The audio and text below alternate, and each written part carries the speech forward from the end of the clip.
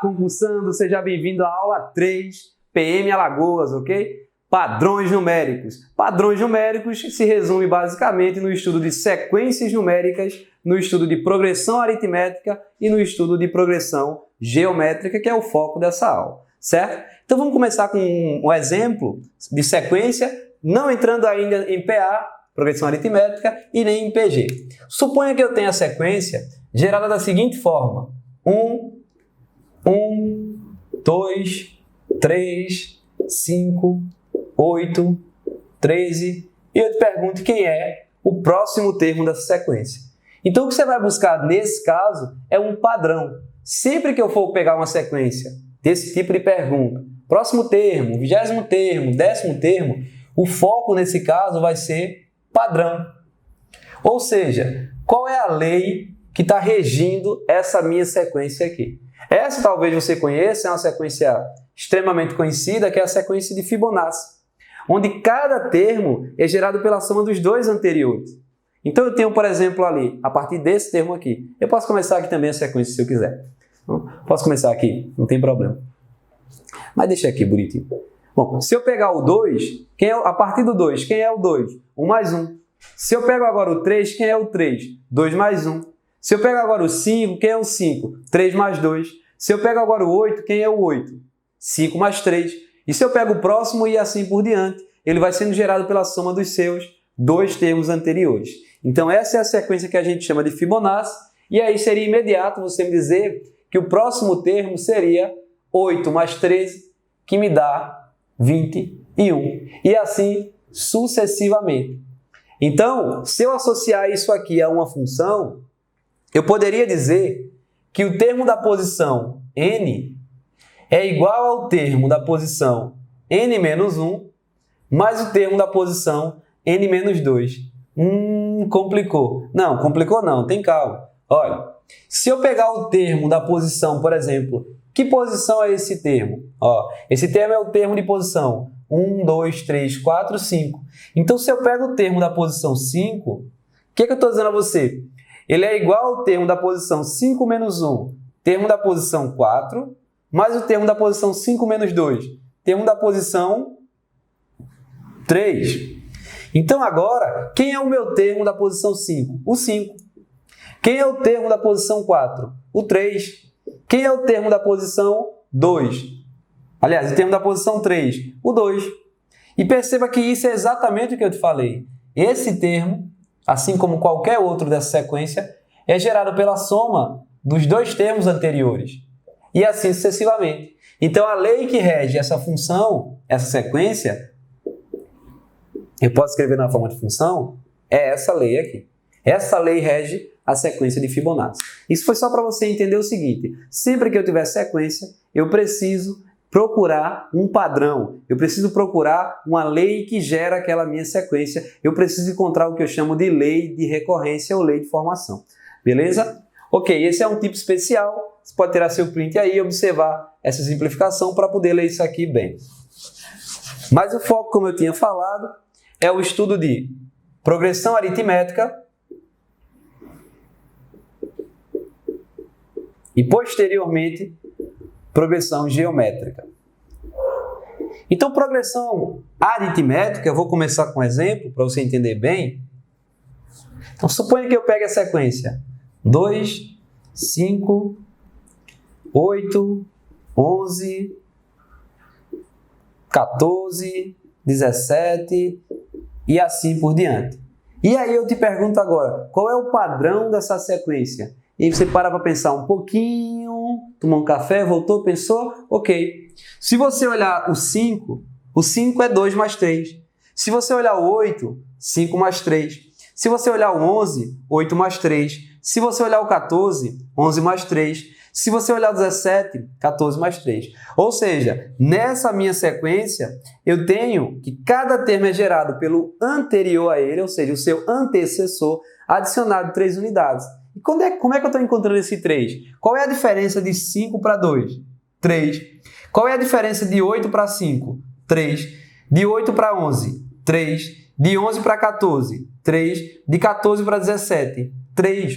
Então, sempre que eu tiver uma progressão aritmética, abreviadamente PA, e eu pegar um termo da frente e subtrair do seu antecessor, ou seja, o termo que vem logo atrás dele, isso vai dar uma constante. Sempre, sempre, sempre. A essa constante eu dou o nome de razão. O que é razão? É o termo que vai sendo adicionado em uma PA ou subtraído como queira. Ok? Eu posso ter, por exemplo, uma PA que vai caindo. Começa 10, 8, 6 e assim por diante. Mas é o termo constante, é a diferença entre dois termos consecutivos. Então, quando eu pego esse menos esse, 17 menos 14, é a mesma coisa de eu pegar 14 menos 11. Ora, mas é a mesma coisa de eu pegar 11 menos 8. Isso é um processo infinito, que vai dar sempre o mesmo valor. Então, o primeiro conceito que você deve anotar é o conceito de razão de uma PA. Abreviadamente, a gente vai chamar de Rzinho. Ok? Pegar o termo da frente, subtrair do termo que vem logo atrás. Beleza, beleza, beleza.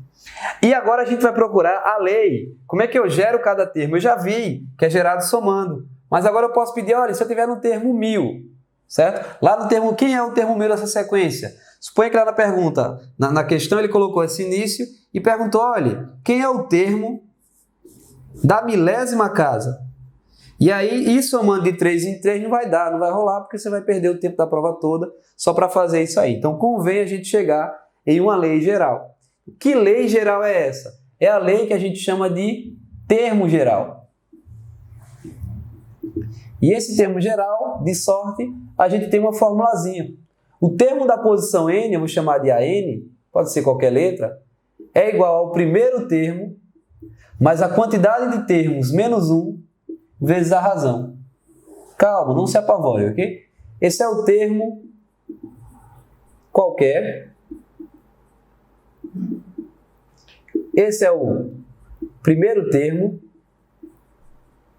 Isso é a quantidade de termos.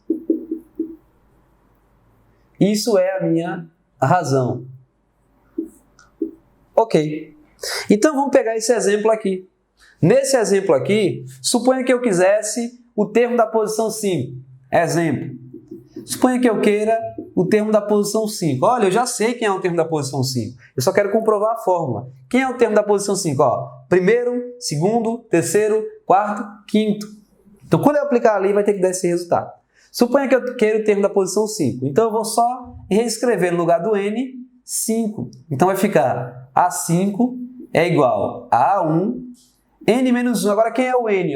Quem é o n? 5. 5 menos 1 vezes a razão. Então, o termo da posição 5 é igual a 1, mas já sei quem é o A1. O A1 é 2, mais 4.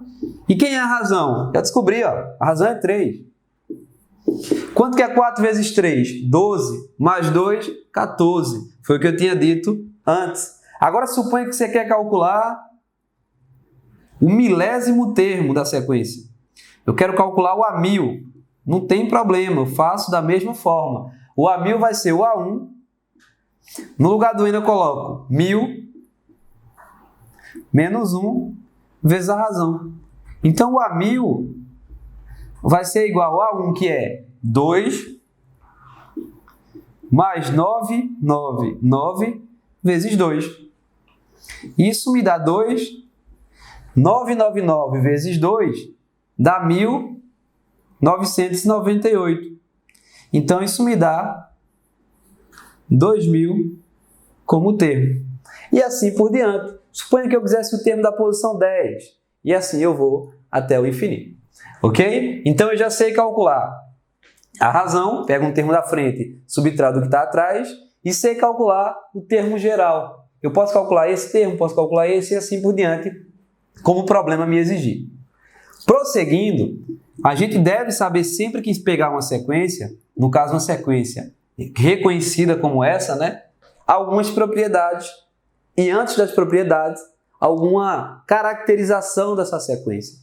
Então, suponha que eu te dou 3 números, na verdade, 3 letras, e diga que essas 3 letras estão em PA. E essa PA tem razão, digamos, R. Essa PA tem razão R. e eu quero que você escreva ela de uma forma melhorada. Então eu posso fazer assim, ó. Eu posso fixar o B e dizer, olha, depois do B vem B mais R. E antes do B vem B menos R. Então guarde isso, porque isso é uma formatação geral de uma trinca que está em PA. Termo do meio, aí aqui eu boto o próximo, esse termo mais a razão, e aqui eu boto anteriormente a ele esse termo menos a razão. Ok? Termo do meio, termo mais a razão, termo menos a razão. Professor, não entendi. Pega o exemplo. Suponha que eu pegue essa trinca aqui. Fixei o 5. Quem é o próximo? 5 mais 3. Quem é o anterior? 5 menos 3. Está demonstrado. Propriedade.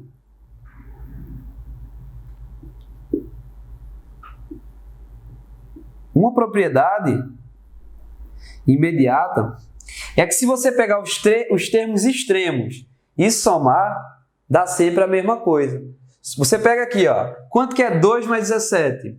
19. Quanto que é 5 mais 14? 19.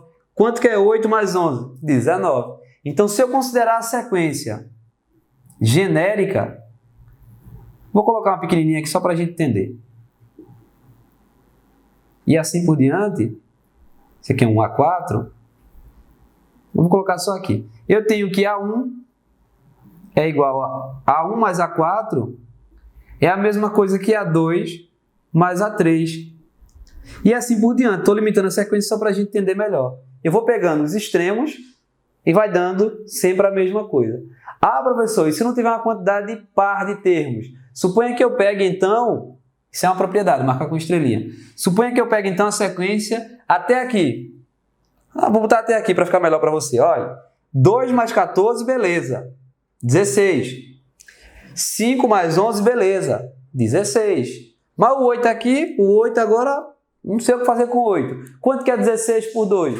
8. Ou seja, se eu considerar uma sequência qualquer e pegar um termo central, não precisa ser o centro da sequência, basta ser o centro de uma subsequência dela. Então, se eu pego A1, A2, A3, quem que está no meio? A2. Então, esse A2 vai ser a mesma coisa de pegar A1 mais A3 e dividir por 2.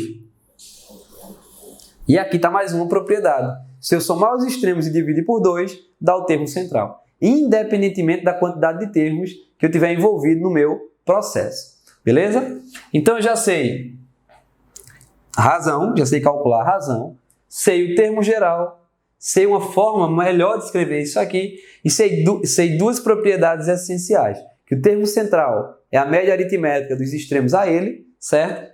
E que se eu somar os extremos, vai dar sempre o mesmo valor. Ok, tira seu print, tirou, saiu bonitinho, vamos lá. Olha, então agora, para encerrar essa parte de PA e fazer mais alguns exemplos, convém que você saiba calcular a soma dos termos que envolvem uma PA.